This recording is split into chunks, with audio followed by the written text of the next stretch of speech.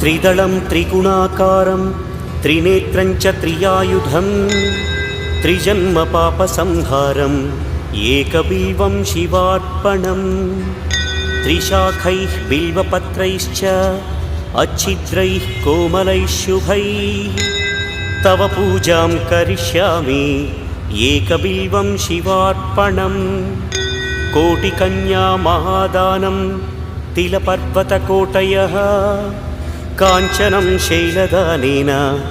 एकबिल्वं शिवार्पणम् काशीक्षेत्रनिवासं च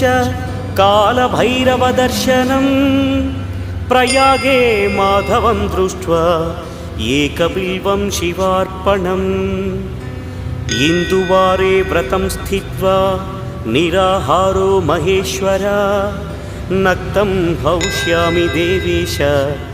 एकबिल्वं